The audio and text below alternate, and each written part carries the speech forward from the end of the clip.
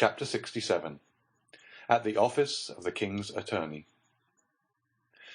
Let us leave the banker driving his horses at their fullest speed, and follow Madame Danglars in her morning excursion. We've said that at 12:30, Madame Danglars had ordered her horses, and had left her home in the carriage.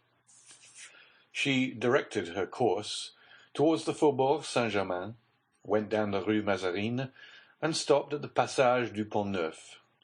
She descended and went through the passage. She was very plainly dressed, as would be the case with a woman of taste walking in the morning. At the Rue Guénégaud she called a cab, and directed the driver to go to the Rue d'Arles.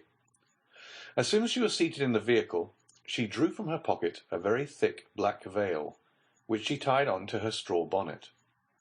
She then replaced the bonnet, and saw with pleasure, in a little pocket mirror, that her white complexion and brilliant eyes were alone visible.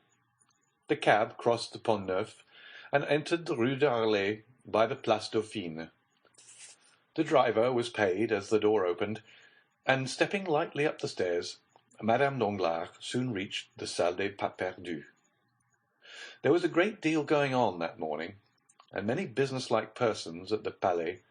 Business-like persons pay very little attention to women, and Madame Danglars crossed the hall without exciting any more attention than any other woman calling upon her lawyer. There was a great press of people in M. de Villefort's antechamber, but Madame Danglars had no occasion even to pronounce her name. The instant she appeared, the doorkeeper rose, came to her, and asked her whether she was not the person with whom the procureur had made an appointment, and on her affirmative answer being given, he conducted her by a private passage to M. de Villefort's office. The magistrate was seated in an armchair, writing with his back toward the door. He did not move as he heard it open, and the doorkeeper pronounced the words, "Walk in, madame," and then reclose it. But no sooner had the man's footsteps ceased than he started up, drew the bolts, closed the curtains, and examined every corner of the room. Then, when he had assured himself that he could neither be seen nor heard, and was consequently relieved of doubts, he said, "Thanks, madame. Thanks for your punctuality." And he offered a chair to Madame Danglars, which she accepted, for her heart beat so violently that she felt nearly suffocated. "It is a long time, madame," said the procureur, describing a half-circle with his chair, so as to place himself exactly opposite to Madame Danglars. "It is a long time since I had the pleasure of speaking alone with you, and I regret that we have only now met to enter upon a painful conversation." "Nevertheless, sir, you see I have answered your first appeal, although certainly the conversation must be much more painful for me than for you." Villefort smiled bitterly. "It is true, then," he said, rather uttering his thoughts aloud than addressing his companion, "it is true, then, that all our actions leave their traces, some sad, others bright, on our paths. It is true that every step in our lives is like the course of an insect on the sands. It leaves its track. Alas, to many the path is traced by tears." "Sir," said Madame Danglars, "you can feel for my emotion, can you not? Spare me, then, I beseech you. When I look at this room, whence so many guilty creatures have departed, trembling and ashamed, when I look at that chair before which I now sit trembling and ashamed, oh, it requires all my reason to convince me that I am not a very guilty woman, and you a menacing judge." Villefort dropped his head and sighed. "And I," he said, "I feel that my place is not in the judge's seat, but on the prisoner's stool." "You?" said Madame Danglars. "Yes, I."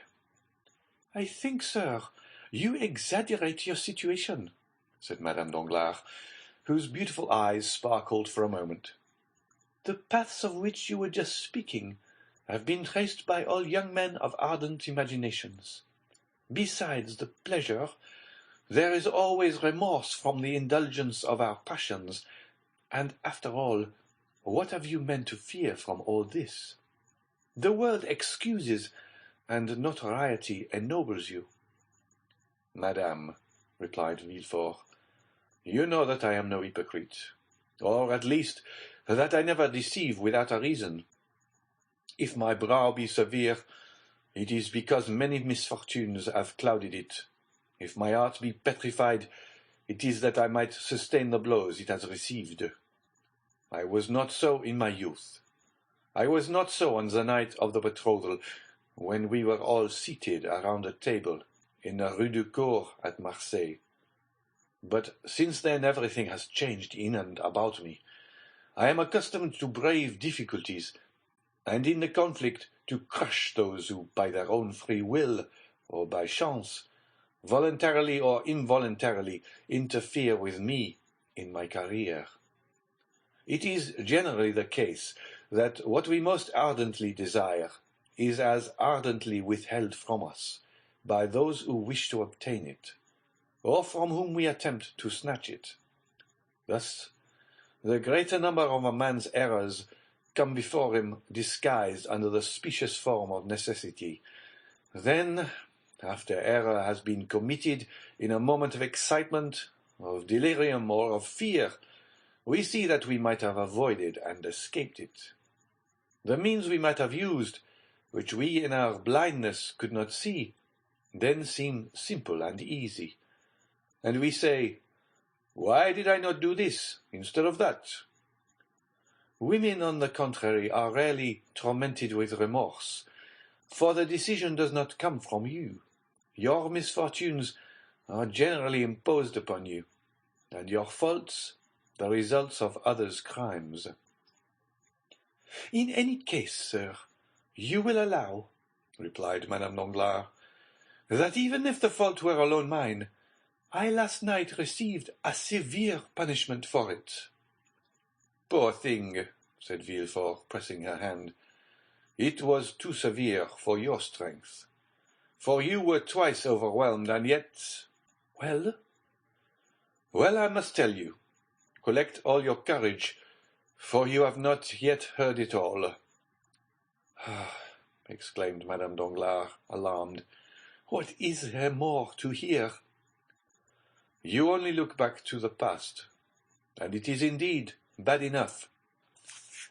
Well, picture to yourself a future more gloomy still, certainly frightful, perhaps sanguinary.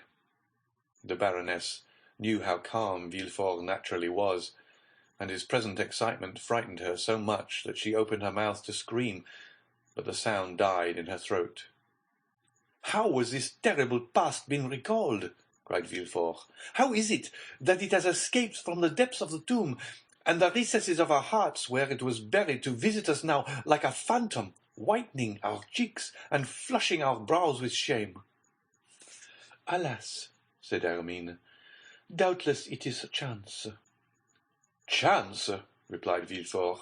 No, no, madame, there is no such thing as chance. Oh, yes. Has not a fatal chance revealed all this? Was it not by chance the Count of Monte Cristo bought that house? Was it not by chance he caused the earth to be dug up? Is it not by chance that the unfortunate child was disinterred under the trees? That poor, innocent offspring of mine, which I never even kissed, but for whom I wept many, many tears. Ah, my heart clung to the Count when he mentioned the dear spoil found beneath the flowers. Well, no, madame, this is the terrible news I have to tell you, said Villefort in a hollow voice. No, nothing was found beneath the flowers. There was no child disinterred. No, you must not weep. No, you must not groan. You must tremble. What can you mean? Asked Madame Danglars, shuddering. I mean that Monsieur de Monte Cristo, digging underneath these trees, found neither skeleton nor chest, because neither of them was there. Neither of them there? Repeated Madame Danglars, her staring, wide-open eyes expressing her alarm. Neither of them there? she again said, as though striving to impress herself with the meaning of the words which escaped her. No, said Villefort, burying his face in his hands. No, 100 times no. Then you did not bury the poor child there, sir. Why did you deceive me? Where did you place it? Tell me where. There. But listen to me, listen, and you will pity me, who has for 20 years alone borne the heavy burden of grief I am about to reveal without casting the least portion upon you. Oh, you frighten me. But speak, I will listen. You recollect that sad night, when you were half expiring on that bed in the red damask room, while I, scarcely less agitated than you, awaited your delivery. The child was born, was given to me, motionless, breathless, voiceless. We thought it dead. Madame Danglars moved rapidly as though she would spring from her chair, but Villefort stopped and clasped his hands as if to implore her attention. We thought it dead, he repeated. I placed it in the chest, which was to take the place of a coffin. I descended to the garden, I dug a hole, and then flung it down in haste. Scarcely had I covered it with earth, when the arm of the Corsican was stretched towards me. I saw a shadow rise, and at the same time a flash of light. I felt pain. I wished to cry out, but an icy shiver ran through my veins and stifled my voice. I fell, lifeless, and fancied myself killed. Never shall I forget your sublime courage, when, having returned to consciousness, I dragged myself to the foot of the stairs, and you, almost dying yourself, came to meet me. We were obliged to keep silent upon the dreadful catastrophe. You had the fortitude to regain the house, assisted by your nurse. A duel was the pretext for my wound. Though we scarcely expected it, our secret remained in our own keeping alone. I was taken to Versailles. For 3 months I struggled with death. At last, as I seemed to cling to life, I was ordered to the south.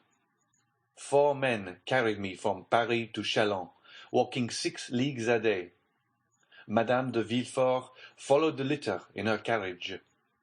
At Châlons I was put upon the Saône. Thence I passed on to the Rhône, whence I descended merely with the Count to Arles. At Arles I was again placed on my litter, and continued my journey to Marseille. My recovery lasted 6 months. I never heard you mentioned, and I did not dare inquire for you. When I returned to Paris, I learned that you, the widow of Monsieur de Nargonne, had married Monsieur Danglars. What was the subject of my thoughts from the time consciousness returned to me? Always the same, always the child's corpse, coming every night in my dreams, rising from the earth, and hovering over the grave with menacing look and gesture. I inquired immediately on my return to Paris. The house had not been inhabited since we left it, but it had just been let for 9 years. I found the tenant. I pretended that I disliked the idea that a house belonging to my wife's father and mother should pass into the hands of strangers.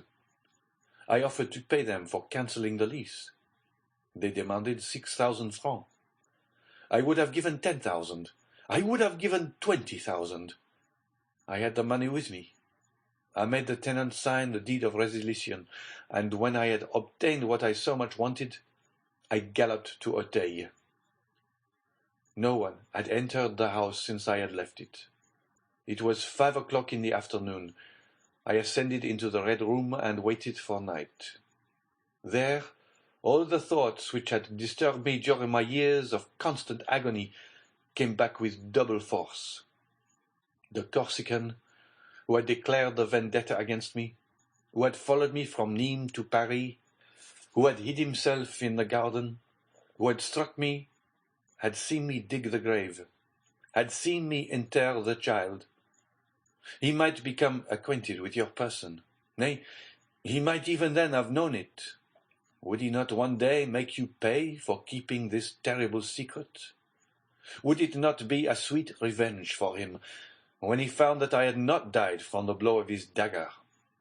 It was therefore necessary, before everything else and at all risks, that I should cause all traces of the past to disappear, that I should destroy every material vestige. Too much reality would always remain in my recollection. It was for this I had annulled the lease. It was for this I had come. It was for this I was waiting. Night arrived. I allowed it to become quite dark.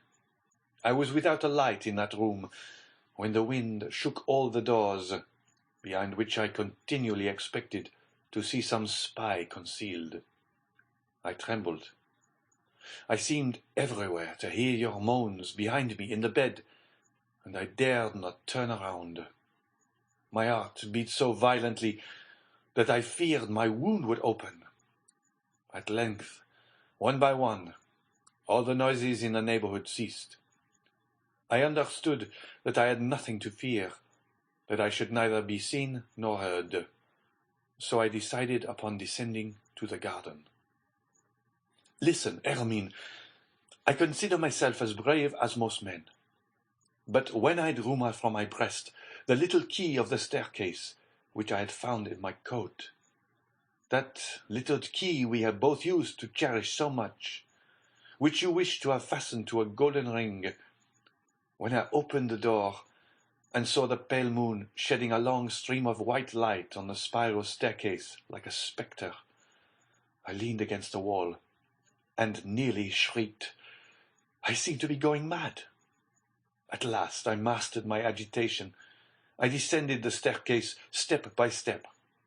The only thing I could not conquer was a strange trembling in my knees. I grasped the railings. If I had relaxed my hold for a moment, I should have fallen. I reached the lower door. Outside this door, a spade was placed against the wall.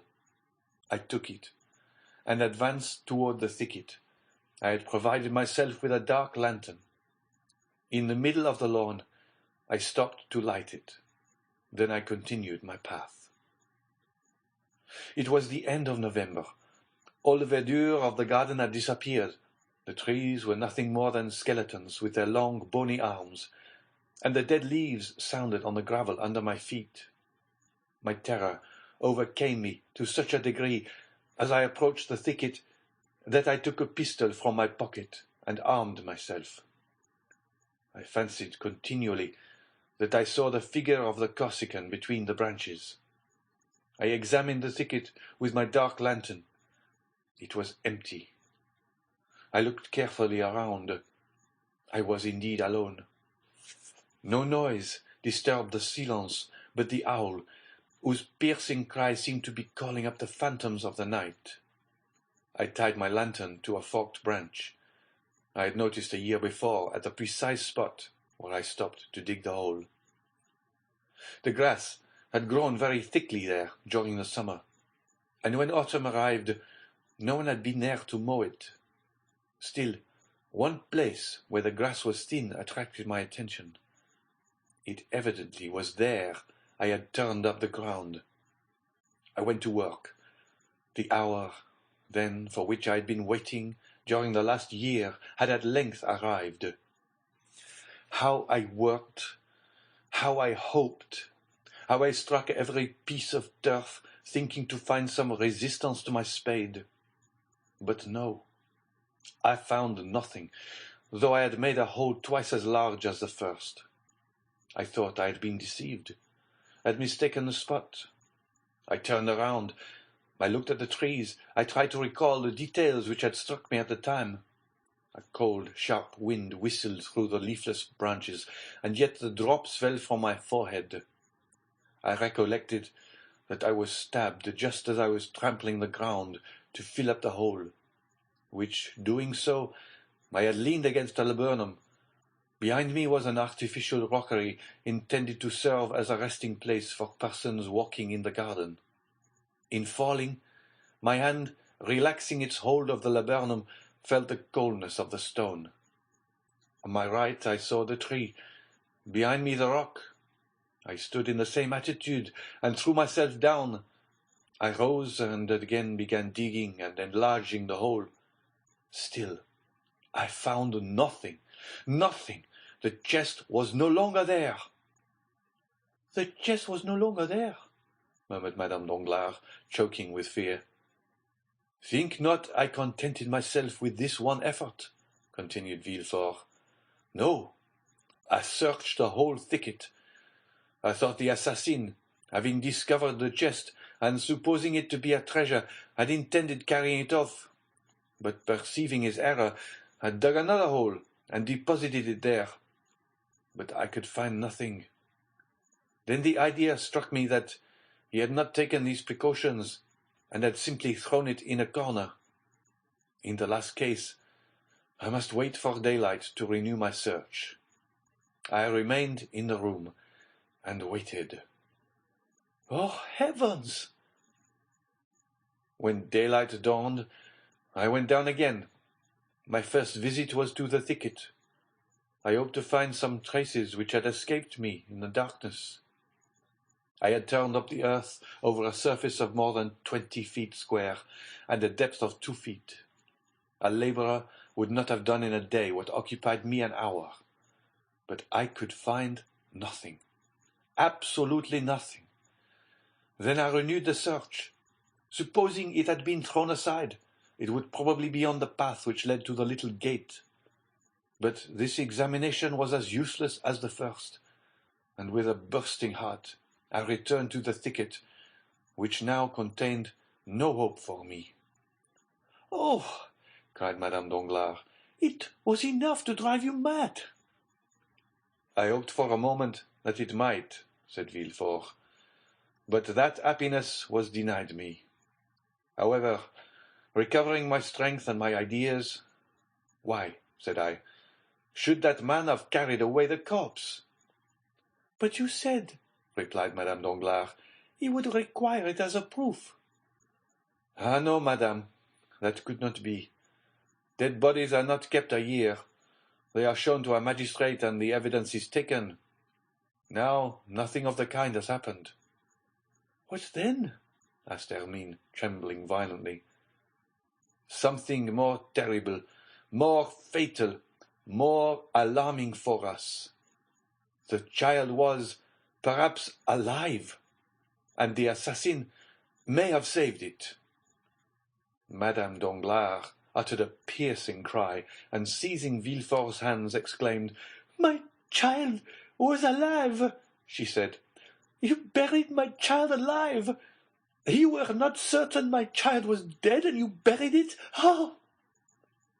Madame Danglars had risen, and stood before the procureur, whose hands she wrung in her feeble grasp. "I know not. I merely suppose so, as I might suppose anything else," replied Villefort, with a look so fixed it indicated that his powerful mind was on the verge of despair and madness. "Ah, my poor child! My poor child!" cried the Baroness, falling on her chair, and stifling her sobs in her handkerchief. Villefort became somewhat reassured, perceived that to avert the maternal storm gathering over his head, he must inspire Madame Danglars with the terror he felt. "You understand, then, that if it were so," said he, rising in his turn, and approaching the Baroness to speak to her in a lower tone, "we are lost. This child lives, and someone knows it lives, someone who is in possession of our secret. And since Monte Cristo speaks before us of a child disinterred, when that child could not be found, it is he who is in possession of our secret." "Just God! Avenging God!" murmured Madame Danglars. Villefort's only answer was a stifled groan. "But the child, sir," repeated the agitated mother.